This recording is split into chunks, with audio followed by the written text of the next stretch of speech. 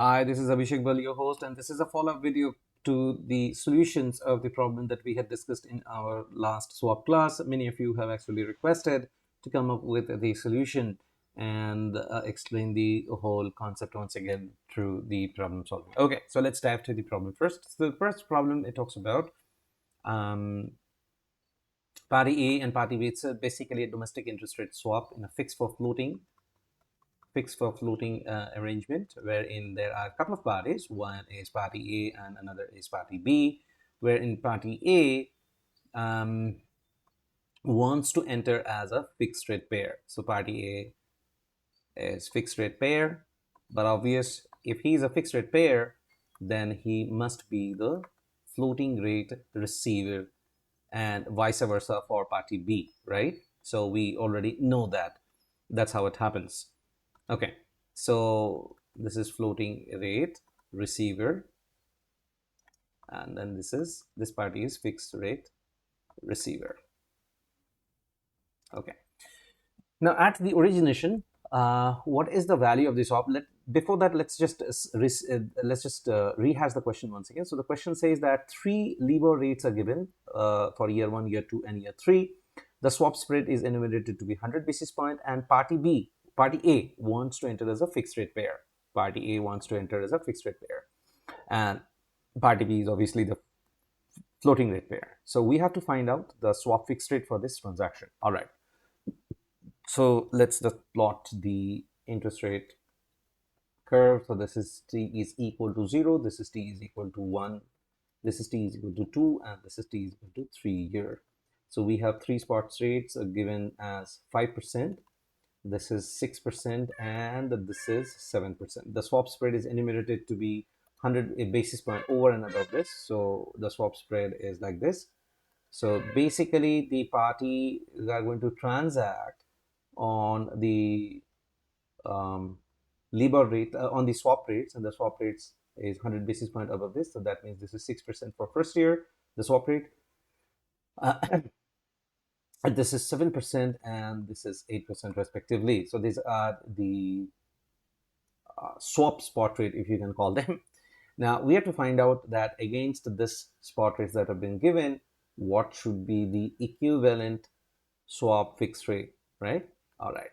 So if this is what has been given, let's see how we can find that out. So we can do a couple of things. One is that we can assume that party, since this is a domestic transaction, so the interest rates are the swap principal are exchanged notionally, which means that party A exchanges 100 notionally with party B. So in effect, nobody pays anything to the another party at the swap initiation at time t is equal to 0. Now let's find out what should be the value of swap at time t is equal to 0. But obvious, at the initiation of the contract, the swaps are always priced to have 0 value. This is very similar to our forward rate agreement because nobody pays anything to the other party. So that means that the value of the swap to the fixed rate pair, must be equal to the value of the swap to the floating rate pair, right? Now let's imagine that when we had actually exchanged this principal 100, they were actually exchanged in the form of a bond, which means that party B is going to pay coupon at a floating rate to party A on the face value of 100, while party A is going to pay party B at a fixed rate on a face value of 100. So since the value are equal, so let's first find out that what is the value of this swap to party A. Mind you, he's receiving floating.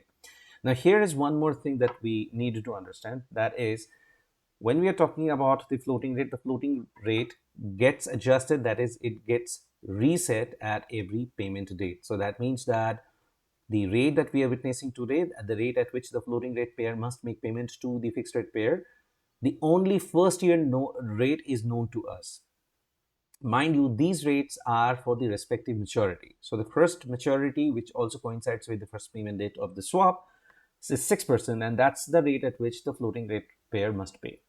However, the rate at which the floating rate pair will be paying at the end of the second year, which originates after the end of the first year, is not known and can only be known in reality when we come to this stage, this point in time. So what is it that the floating rate pair is paying to the fixed rate pair? It's paying here 6% because this is exactly the rate that we talked about. Now here the understanding is that since it gets reset, so it is as if the floating rate pair exchanges the first coupon along with its principal at every resetting date. So the total value of this swap in terms of the cash flow that the fixed rate receiver will be receiving at the end of the first year is 106. Now, what is the present value of this 106? The present value of this 106 is equal to when it is discounted by the given rate, that is 6%, which is bringing it back to 100. Of course, this is the same value at which the swap was started with. So that means the value to the swap was 100 to begin with. Value to the fixed rate pair, of course, is 100 to begin with. Now, let's assume that the floating rate pair receives at the rate of C every resetting date. We do not know what is that C, but all that we know is that that C is constant, right? So he is going to receive 3 such coupons, first year, second year, and third year, and all of them are obviously equal. Of course, at the end of the third year, it's also going to receive the principal. So what is the present value of these coupons? So the present value of these coupons is when we discount them suitably by their respective spot rates, swap spot rates, that is. Right. So this is the value of the swap to the floating rate pair who is also the fixed rate receiver. Now, since at the initiation both these values are equal, because that is how the value of the swap will become 0 at initiation, so that means this 100 must equal C by 1.06 divided by C 1.07 square plus C plus 100 divided by 1.08 cube. So from here, if we solve for C, which is very simple, we just algebraically transpose and we take C common from here. So this becomes 1.06 divided by 1.07 square plus 1.08 cube. So from here, if we solve for C, which is very simple, the value is somewhere close to option A, that is 7.9. And that is how your option A comes to be the correct answer. Question number 2 is that continuing with the previous example, it is now 6 months post the swap initiation. The swap levers have changed as follows.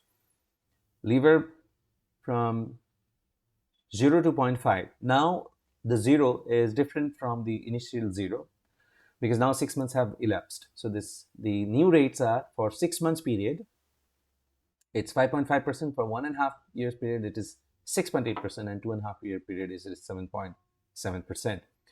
The swap spread is said to be remaining at 100 basis point, and the treasury rate for all maturity for the next year remains flat at 5%. So we have to determine the value of the swap to the fixed rate pair, considering that the notional principal is 1 million. Okay, all right. So let's just try and draw the diagram here. So what has happened? So here again, t is equal to 0 here, t is equal to 1, and t is equal to 2, and t is equal to 3. All right, so from the previous example, we have already found out the swap fixed rate, which happens to be 7.9%. And now what it is being said is that 6 months have elapsed. So this is where we are, right? This is t is equal to 0.5. So 6 months have elapsed. And now from this point in time, for the remaining of the tenor of the swap, the spot rates are being given such that we're talking about these spot rates. These LIBOR has been given as LIBOR 0.5, 5.5%. So this is 5.5%. 1.5, which is 1.5 year, of course. This is 6.8%, and 2.5, 2.5 years, this is 7.7%. All right. Now the swap spread remains 100 basis point as it was earlier. So that means that the corresponding swaps rate that we will be using for our calculation purposes becomes 6.5%, 7.8%, and 8.7%. 0.7%. Okay. Now with this, it's being asked that the additional document, the additional information that's been given is that the treasury rate is at 5% flat for the rest of the tenor. So let's say this is my treasury rate. So treasury rate is 5% flat. From which period to which period? From t is equal to 0.5 till t is equal to 2.5 now. Okay, so this is flat at 5%. This is the treasury risk-free rate of interest that's there. So given this, we have to find out the value of the swap to the fixed rate pair. So we know it from our previous example that the value of the swap to the fixed rate pair is basically nothing but the floating rate payment that it receives. So in order to find out the value to the fixed rate pair, all that we have to do is to segregate the cash flow in the form of what cash flow is coming in and then what cash flow is coming out, going out. Okay, so with the notional principal, the notional principal has been denoted as $1 million with the notional principal of $1 million. Okay, so the swap fixed rate is already known to us, that is 7.9% from our previous example. So that means that the swap fixed rate pair is going to make a payment of 7.9% every period. So it's going to make a 7.9% payment here.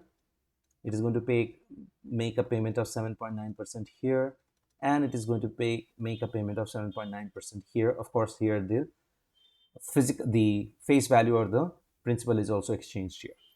So all that we have to do now, we have to segregate the cash flows in terms of what the swap fixed rate pair is paying out vis-a-vis what it is receiving in. So what it is paying out is very simple. It is paying at 0.079 into 1 million for the first period, 0.079 into 1 million for the second period, and 0.079 into 1 million the third period, plus of course the face value, which is 1 million itself. Now if we are to compare these cash flows, we have to first make them come to the present value. So the present value is basically at this point in time. So all that we have to do is to discount them suitably, discount all the cash flows suitably, and then add them, right? Which includes the last payment as part of the notional principal as well.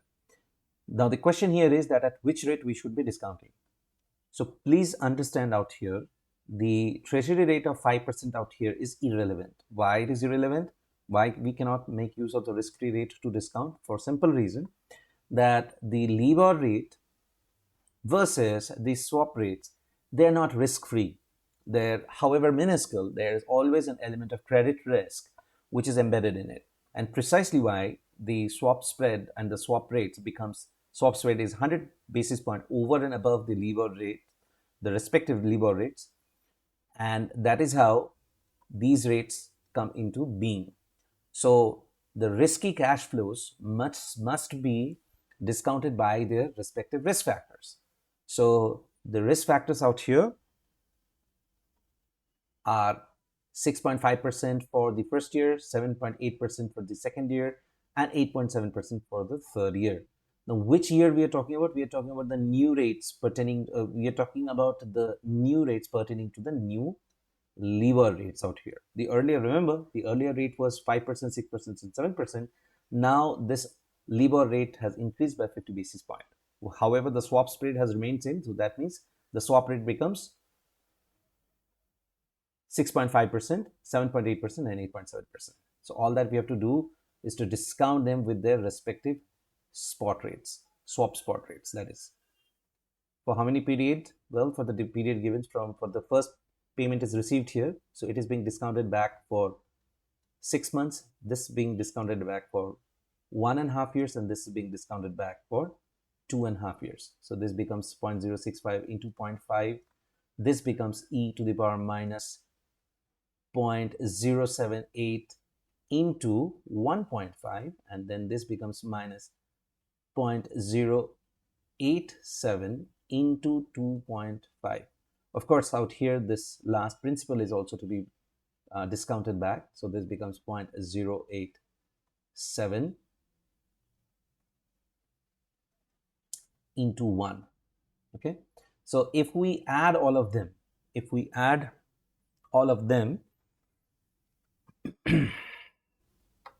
so this will become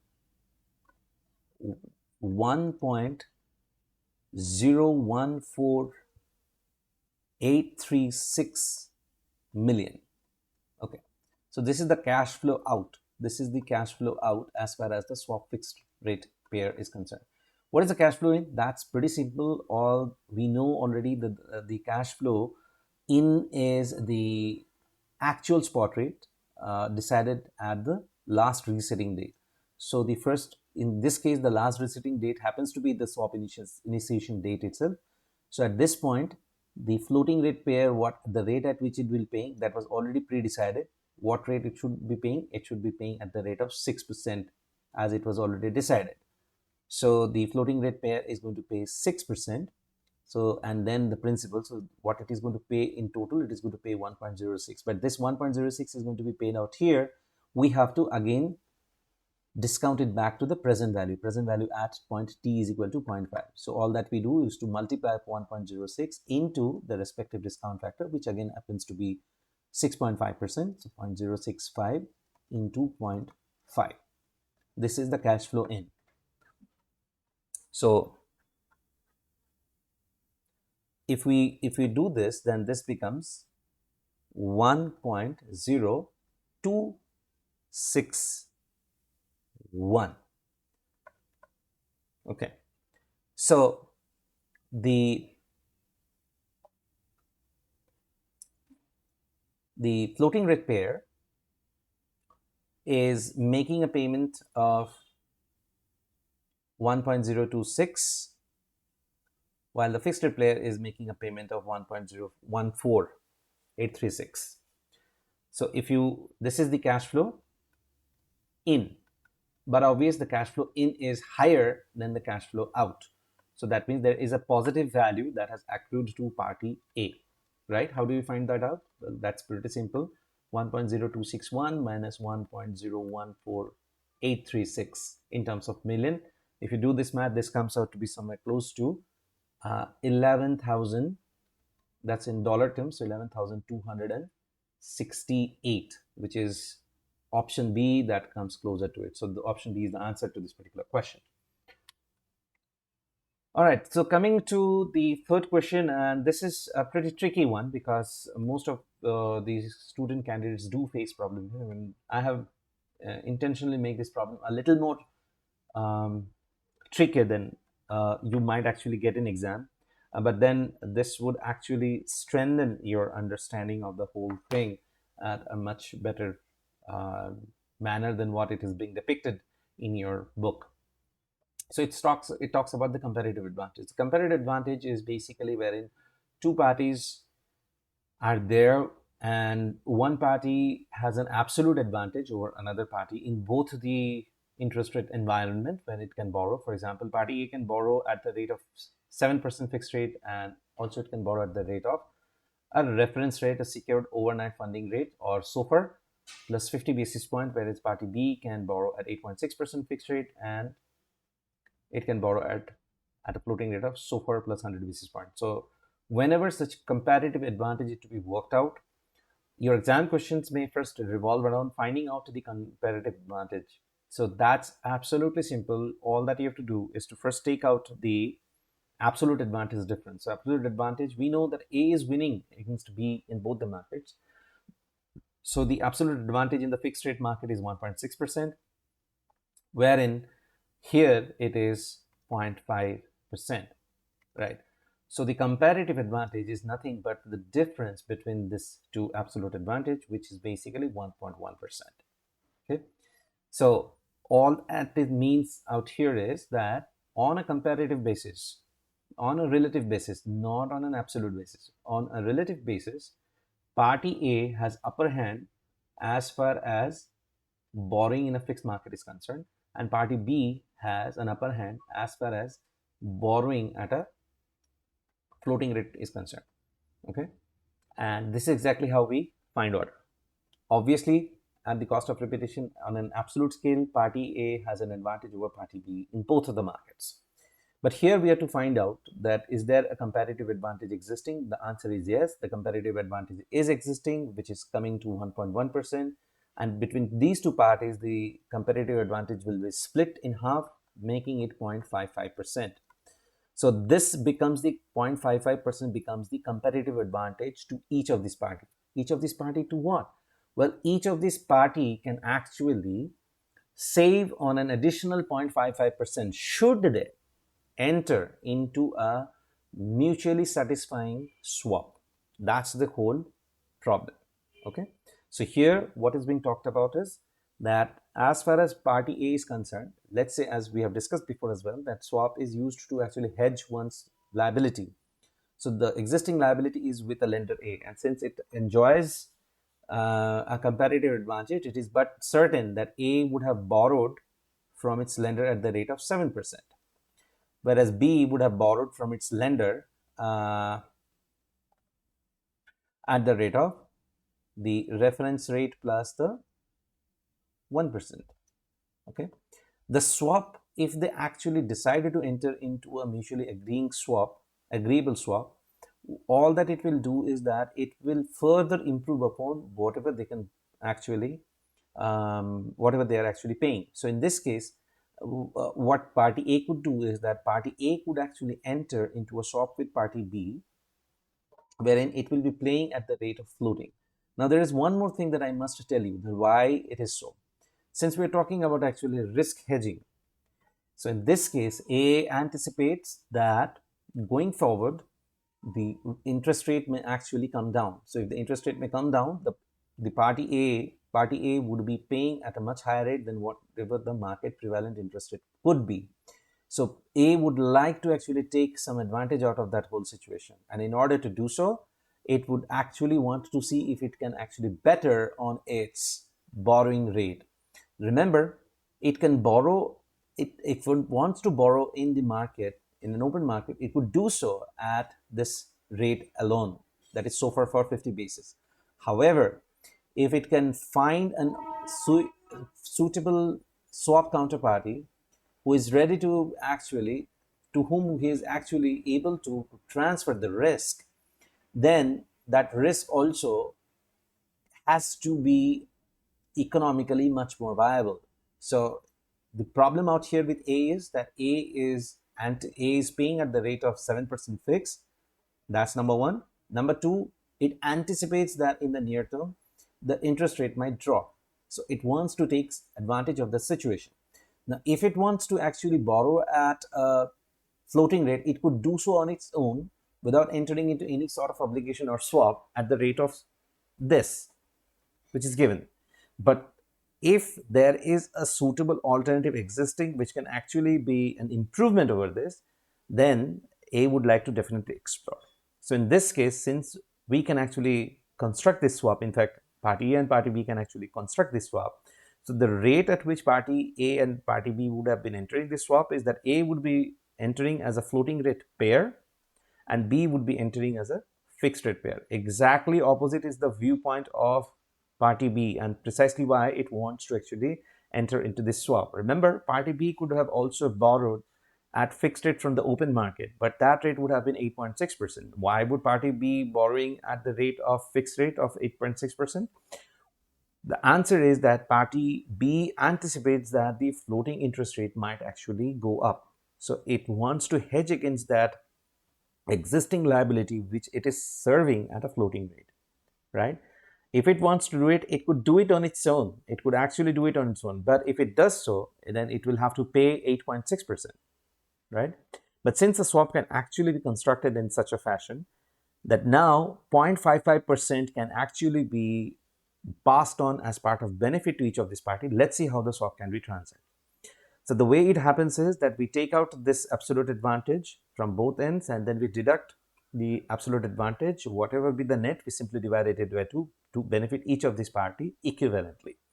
So here A would be entering into the swap with B as a floating rate pair, and at the rate at which it will be paying B is going to be SOFR, which is the reference rate, plus 50 basis point, which is 0.5%, minus 0.55, which is the swap benefit, which ultimately becomes SOFR minus 0.05%.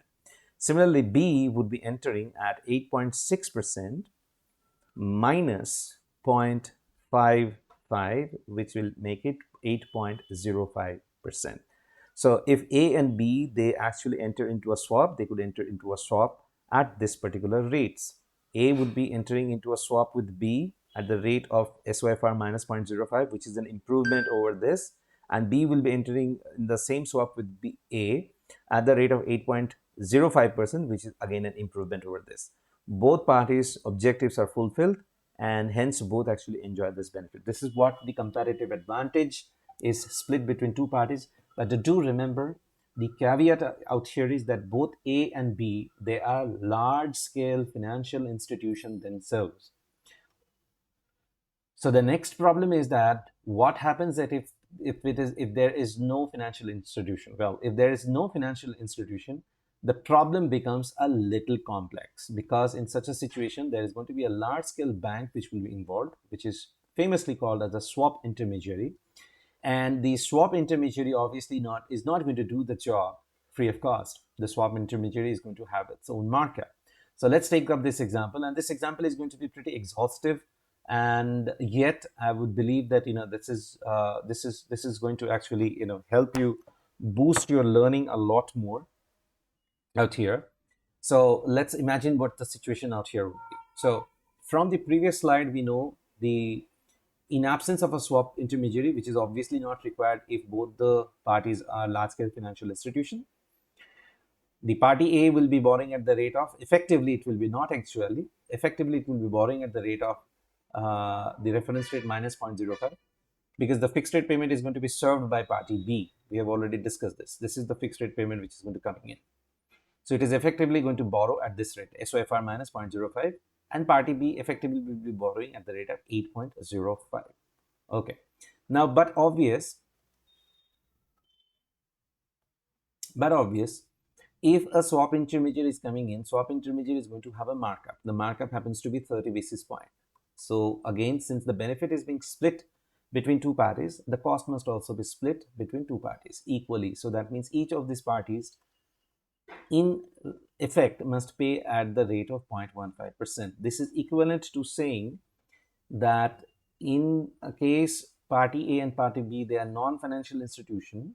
Party A, which was earlier enjoying the benefit of borrowing effectively at a floating rate of SOFR minus 0.05, will now be borrowing at SOFR minus 0.05 plus 0.15. This 0.5 is the cost, which makes it SOFR plus 0.1. At this rate, party A will be paying. What about party B? Party B, which was earlier paying at the rate of 8.05%, will now be paying 8.05% plus 0.15, which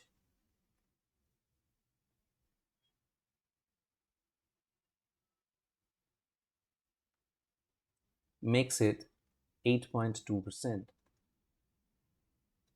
right?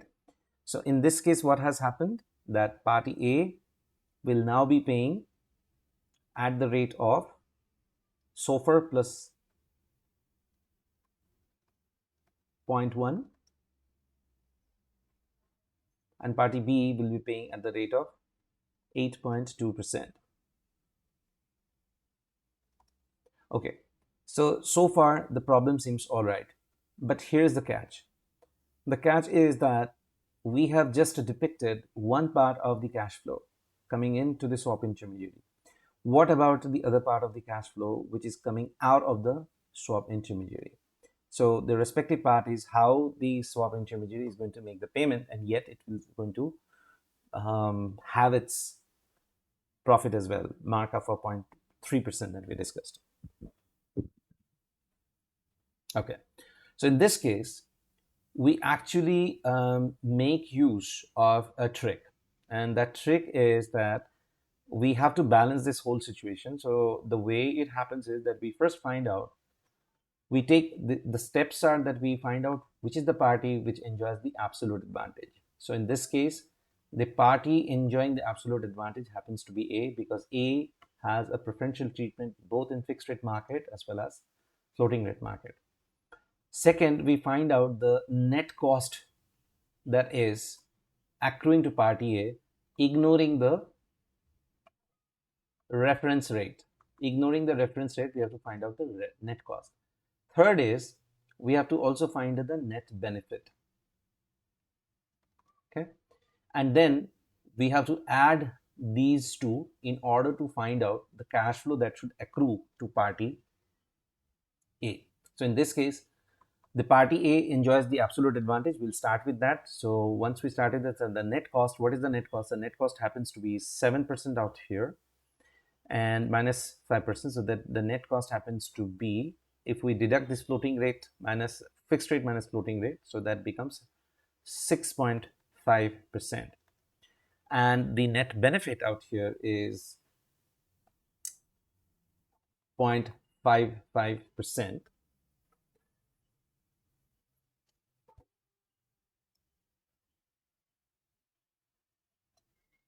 But this 0.55% is now reduced by 0.15%. Why this 0.15%? Because this 0.15 is being paid as part of the markup to the swap intermediary. So this becomes 0.4%.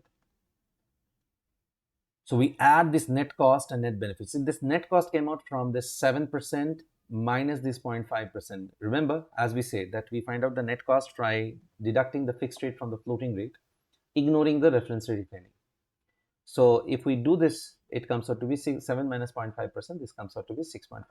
So this 6.5% plus this 0.4%, 6.9%. So this 6.9% then becomes the rate at which the swap intermediary is going to pay party A. Okay. So party A is going to get at the rate of 6.9%, and it is going to pay at the rate of SOFR plus 0.1%. Okay. But if we solve this math in this manner, the party A may not want to actually enter into this contract. Why? Because the 6.9% cash inflow from the swap intermediary is less than the 7% rate at which party A was earlier paying. So the party A does not perceive any benefit really, by entering this contract with a swap intermediary. That means that the rate out here must be more than 7% or at least 7% as part of the cash inflow, because understand that this same cash inflow is going to service this loan which is to party A. So we have to revisit this problem, and this requires a bit of a trial and error method. So what we do out here is that we try and shift the cost to the counterparty. Why we do so? Because please understand that in this whole exercise, as we have said before, the party A enjoys an absolute advantage in both the markets over party B. The only reason that it would want to actually enter into a swap is somehow if it believes that it can have an improvement over the present benefit that it enjoys. So in this case, we assume that the party A actually effectively does not pay any cost to this whole thing. So the cost happens to be 0.15. So the party A actually is, it would let go of this 0.15%. So that means that the net benefit will come back to 6.9% plus this cost which the party A otherwise would have to bear. So this becomes 7.05%. Now, if we set this cash flow at 7.05%, the party A will not have any problem whatsoever, because from this 7.05%, it only has to pay 7% to its original lender, and it can still keep the 0.05% at its coifer. Remember, It's not an insurance, but it's maybe just a little bit, tiny bit buffer to safeguard against the volatility of this floating rate to which the party A has now signed to. Now, what happens to the cash flow at party B? Well, it becomes that much more easier.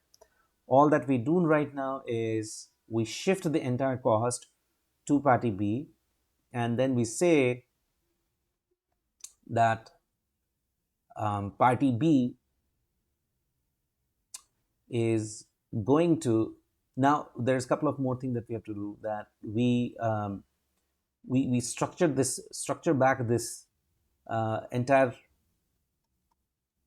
when it comes to B's payment, we have to restructure this whole thing.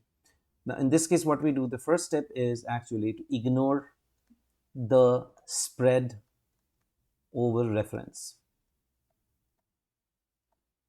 So in this case, the spread happens to be 0.1% here. So we ignore this. So we believe as if party A will give SOFR rate, and the same SOFR is going to go to party B, right? Okay, all right. So all that it remains now is to add this.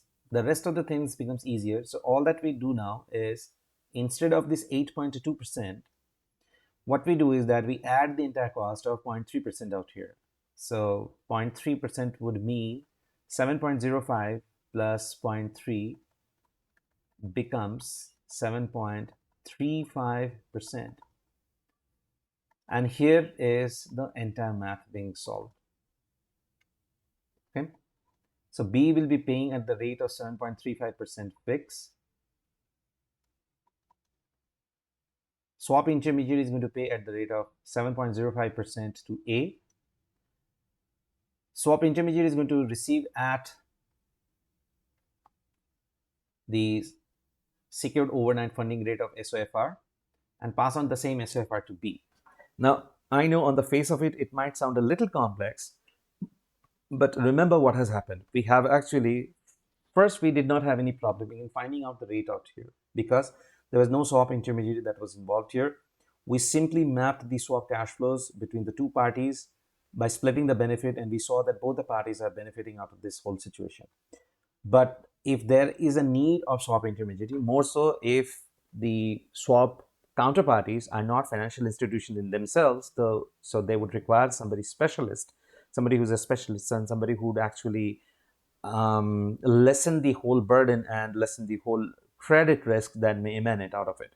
So all that we have to do is to structure the transaction in such a manner that it is an improvement. It is an improvement over and above how a swap intermediary, without a swap intermediary, it could have been structured vis-a-vis in place with a swap intermediary. So in this case, what has happened?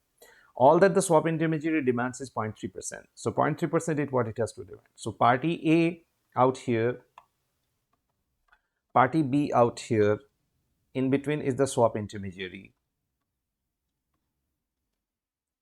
So we create the trial balance thing. This is the cash inflow.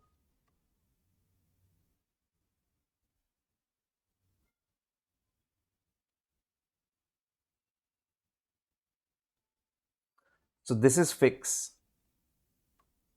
this is floating, this is cash in, this is cash out. So the cash in always is depicted at the reference rate only. So as if whatever that reference rate be, SOFR, that SOFR is passed on from party A to the swap intermediary and from swap intermediary to party B. So it is SOFR out here, the same SOFR goes here, and B then pays at the rate of SOFR at the rate that it actually wants to. It is actually liable to. So because this liability is absolute, this liability does not diminish.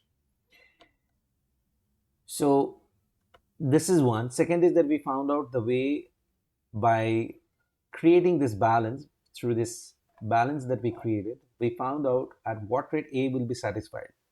So we found out the first rate came out to be 6.9%, but if the swap intermediary pays party A at 6.9%, party A will not agree to this, because in that case, party A will have to pay an additional 0.1% from its own pocket. to meet the liability of 7%, which otherwise which it can actually do without entering into the swap in the first place. The very reason it wants to enter into the swap because it wants an improvement over the existing structure. So it would want something more than that. So in this case, we leave it first at 6.9% and then we come back here. So this is SOFR, this is FR. We do not have any problem with the floating rate side. In the fixed rate side, we see that the party B is ready to pay up to 8.2% because this is what we found out. It is still an improvement over this 8.6%. We know this. But in this case, if it pays 8.2%, so a chunk of it, which is almost close to 1.3%, is actually retained with swap intermediary, which was not supposed to be the case. The swap intermediary is only supposed to retain 0.3% as its own markup. So that means the benefit of the rest 1% can be passed on to party B. So party B could actually end up paying at the rate of 7.2% instead of 8.2%, and then swap intermediary will be paying at the rate of 7.35%, and the swap intermediary would be paying party P at the rate of 7.05%. So in this case, see the cash flows, the SOFR out here, SOFR out here, they cancel out, and all that it remains between the fixed cash flow in and cash flow out is 0.3%, which was the markup of the swap intermediary. Now, this 7.35% out here, is this an improvement over the existing borrowing rate at 8.6%? Obviously, this is an improvement. Is this 7.05% provides an extra cushion to party A? Yes, it does provide extra cushion to party A because party A is supposed to discharge its liability at 7%. All right. So this is how the whole transactions are actually being structured. I know it's a bit lengthy, and there are multiple solutions that can be actually worked out between party A and party B in this fashion with a swap intermediary. The only thing that we need to keep in mind is that 0.3% is what the swap intermediary at the most will actually keep because that's the markup.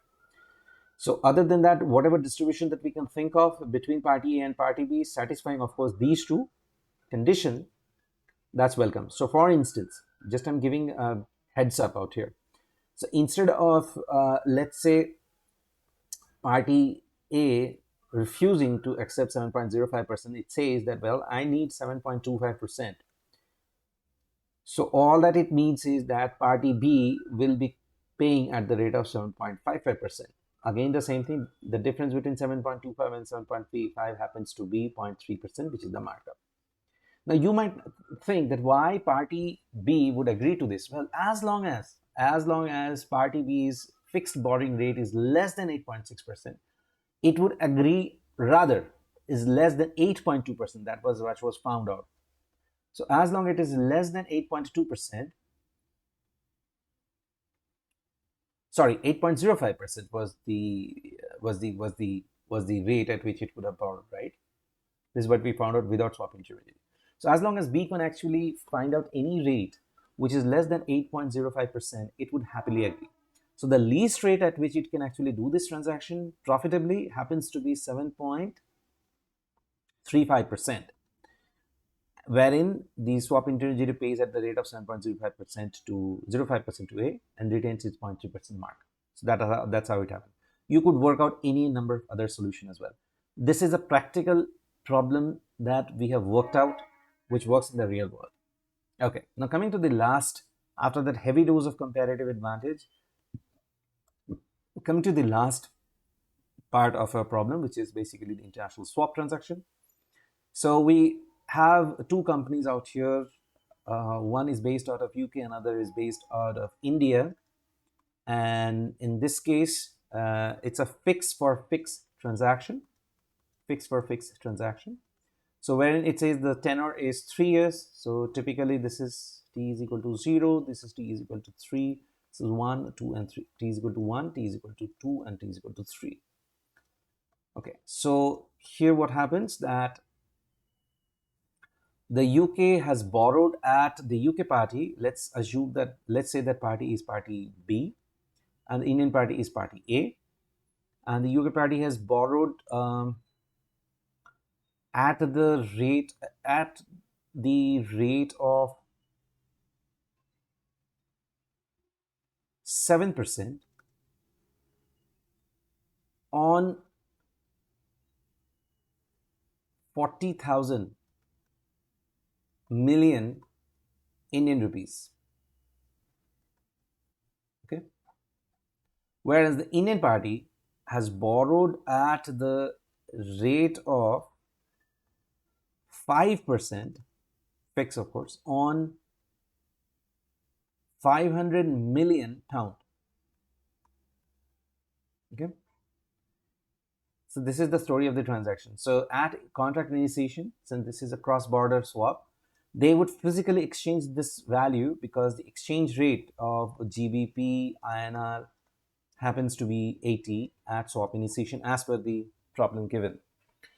Now, thereafter, what it says is that we have to value this swap at a particular date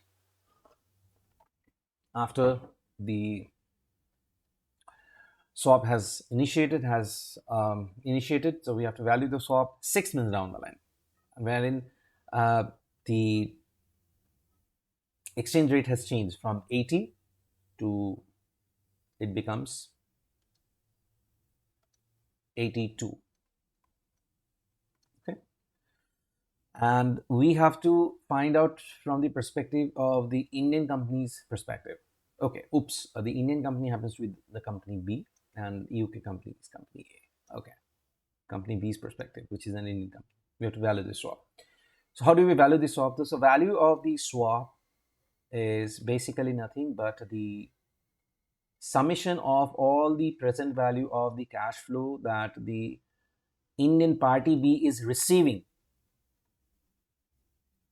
right? This is an Indian company, minus summation of all the present value of the cash flow that the party A is receiving and party B is paying, right? Which is, now this is an Indian company, this is the UK company. Okay, this is what the value of swap is at any given point in time.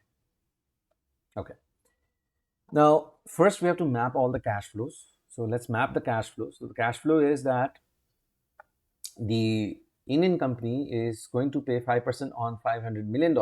So that comes out to be 25 million in the first year, 25 million in the second year, 25 million in the third year, plus the 500 million pound physically exchanged at the end of 3 years. So this is what the cash outflow would be. This is the cash flow out. Since this has the question asks to find out the value of the swap from the Indian company's perspective, this is how we say this cash flow out. It happens to be this. On the other hand, the cash flow in or the cash flow in, yes, cash flow in from the Indian company's perspective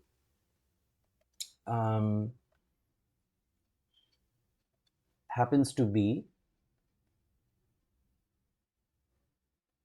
2,800 in the first year, 2,800 in the second year, 2,800 in the third year, plus the 40,000. Mind you, all of these values are in million. They are in million here, they are in million here.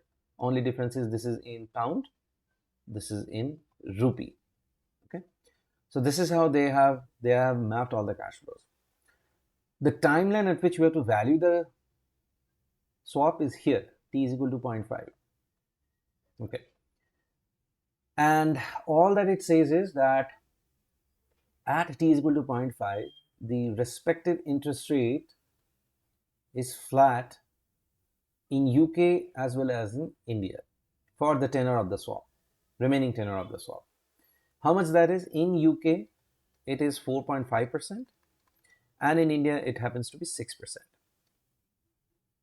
Okay, so this is the scenario, and in this case, we have to value the swap. So all that we do is that we have mapped this cash flow. This is in rupee. So if we have to do this, this is the cash flow in to the Indian counterparty. So if we have to make them at present value, all that we have to do is 2,800, this is in million, discount them by the respective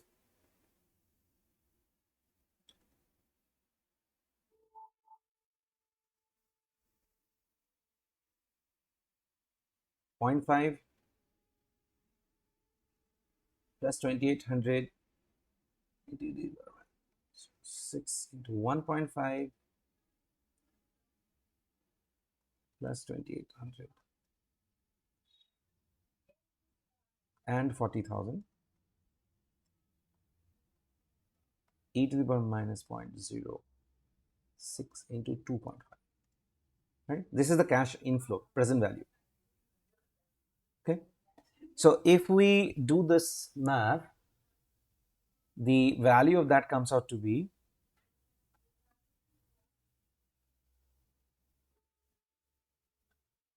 42,114.55. 42,114.55 million in Indian rupees. Okay. Similarly, we can discount the present value of the cash outflow. This is the cash outflow. How do we do it? So this is 25 million multiplied by the risk-free rate, discounted by the risk-free rate of UK, which is 0.05 in 0.05 into 0.5, 25 into e to the power minus 0.05 into 1.5 plus 25 plus 500 multiplied by e to the power minus 0.0045 into 2.5. Okay, and if we do this math, the value of that comes out to be 516.9505 million. This is in British pound. So this is in British pound as cash outflow. This is in Indian rupee as cash inflow, 42,114.55 million. So all that we have to do now is to value this swap is to suitably convert them at the given forex rate, exchange rate, which has now become 82 in place of 80 when the swap was initiated in the first place, and then deduct. So in this case, since the perspective is that of Indian company, so we must multiply this 516 million British pound into Indian rupee corresponding. So we have to multiply that with 82. So if we do this math and then take the difference between the cash inflow and cash outflow, that value comes out to be close to around 275 million Indian rupee, but that is in minus. So that means the Indian company is paying more than what it is remaining. So the answer is option C. Now, the next part of the question says that who faces the credit risk and how? Well, who faces the credit risk here? Since the Indian counterparty is supposed to pay, and the value, the German company on a net basis, since the Indian company is losing out here, that means that the UK company is winning. So always do remember that the credit risk accrues to whom credit is due. The credit risk accrues to whom credit is due. So in this case, the credit risk is being faced by the UK counterparty. To what tune? To the tune of 275 million Indian rupee. So that brings us to the end of our problem solving session. I hope you enjoyed the session, and do mail me in case if you have any query.